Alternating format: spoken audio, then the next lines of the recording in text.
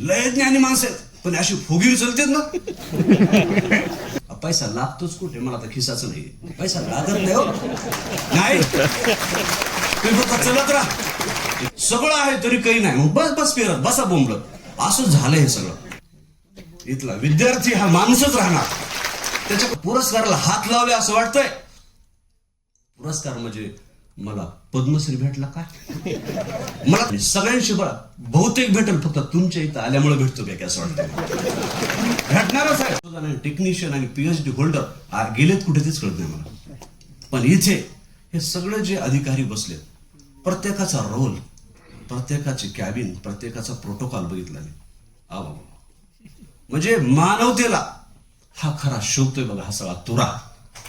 राजांना वंदन करतो ह्या सगळ्या संस्थांना, भंडाराने, सगळ्यांना की तुम्ही तर देशात म्हणतात, जगामध्ये अशी संस्था भारताच्या बाहेर पाहिजे होती. भारताला नाहीच नवल होईल का होईल का व्हायचं. तर हे प्रत्येक कोपरा, प्रत्येक वळण, प्रत्येक वंदन, प्रत्येकाचं त्या मुलींचं सॅल्यूट, हे सगळं ज्ञान आहे.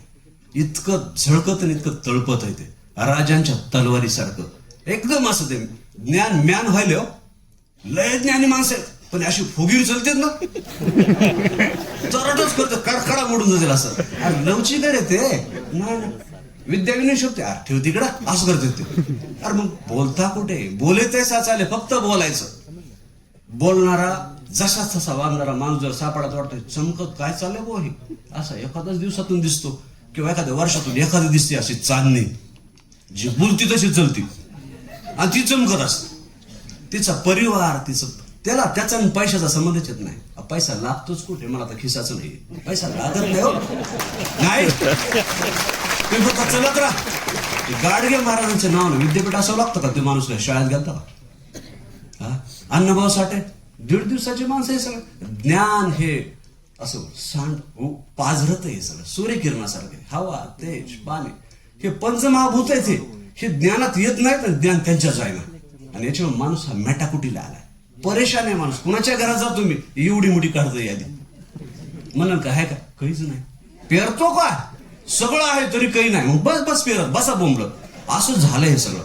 कुणीही म्हणत नाही मला द्वारकेमधले प्रभू आहेत. मी म्हणलं कसं आहे प्रभू? तृप्त आहे. काय पाहिजे सांगा फक्त. तर त्याला काही संपत नाही त्यांच्याकडचं. जो देत राहतो त्याचं संपतच नाही ना. निसर्गाचे नियम आहे ना, सोडीत राहा, सोडा. आता किती राज्य होऊन गेले बघा. आता हे बोटा मोजण्यासारखे राज्य लक्षात राहत. किती राजपुत्राचे नाव माहिती आपल्याला? 2. भगवान महावीर, भगवान बुद्ध. का? त्यांनी राज्य सोडलं, नदीच्या पलीकडे गेला की चमकाच लागला ना राजा. राजपुत्राचे नावच माहित नाही. हजारो वर्षांनी राज्य केलं, परंतु राजपुत्राचं नाव विसरून गेलो आपण. का? तर तुम्ही केलंयच काय? राज्य केलंय. परंतु छत्रपती शिवराय का? जनमान्यांसाठी शेवटच्या घटकासाठी झटलेला न्यायी राजा.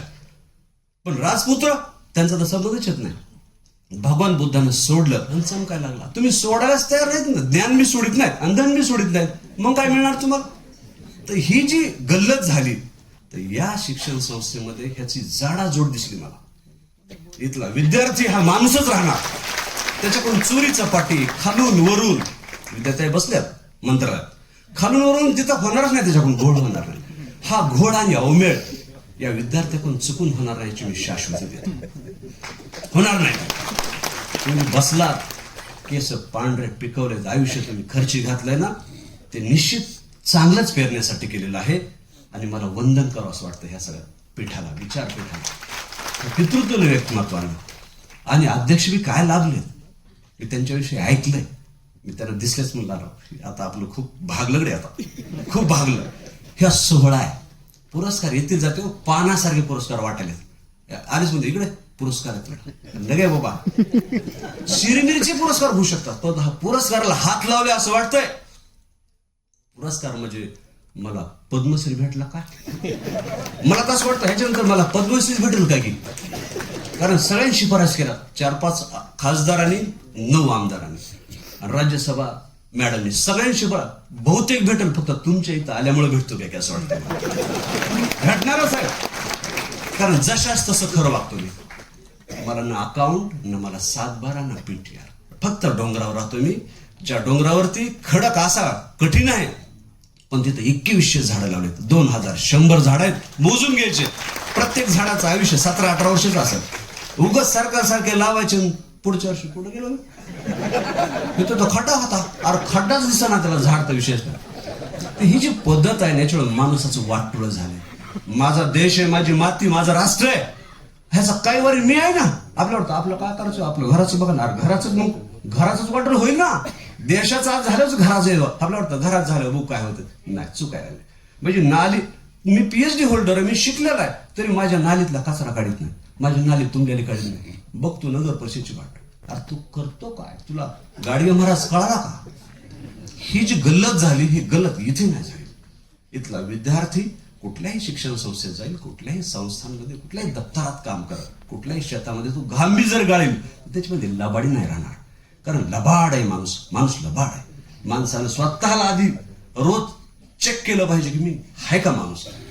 विश्व मानवता विद्यापीठाची स्थापना करतो 1 तारखेला मी. त्याचं रजिस्ट्रेशन केले. मला फक्त माणूस उभा करायचा की माणूस चुकायला लागला. 2 पायावर नाही माणूस, 4 पायावर उभा राहिला जनावरासारखा. त्याला 2 पायावर आणण्याचं काम मी करणार माझ्या उरलेल्या आयुष्यामध्ये. थँक्यू.